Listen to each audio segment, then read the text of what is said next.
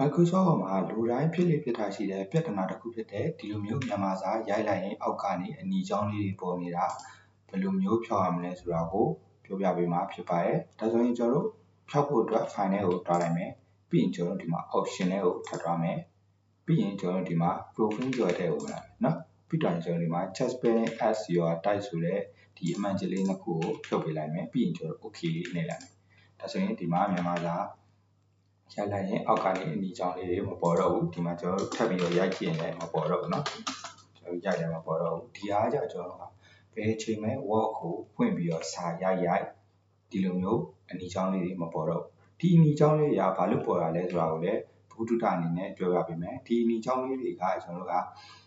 စလုံးပေါင်းစစ်တဲ့ဟာလေးပေါ့เนาะစလုံးပေါင်းမှရင်သူကပေါ်ပေးတဲ့ဟာလေးပါเนาะโอเคကျွန်တော်တို့ကဘာလို့ဒီမြန်မာစာရိုက်ရင်အနီချောင်းလေးပေါ်လဲဆိုရင်သူကအင်္ဂလိပ်စာကိုပဲdefault အနေနဲ့သူက spelling ချက်ပေးနိုင်တာပေါ့နော်မြန်မာစာကြရင်မချက်ပေးနိုင်ဘူးအဲအကြောင်းလို့မြန်မာစာတွေကိုသူကအမားလို့ထင်ပြီးတော့သူကအနီအောင်ကြောင်းလေးထည့်ပေးတာပေါ့နော်โอเคကျွန်တော်တို့ကအင်္ဂလိပ်စာရိုက်တဲ့ spelling ချက်ချင်တယ်ဆိုရင်တော့ကျွန်တော်ဒီရဲ့ file ကိုပြန်ဝင်ပြီးတော့ option ကိုပြန်တွားပြီးရင်ဒီမှာ profile ကိုတွားပြီးတော့ကျွန်တော်ဒီရဲ့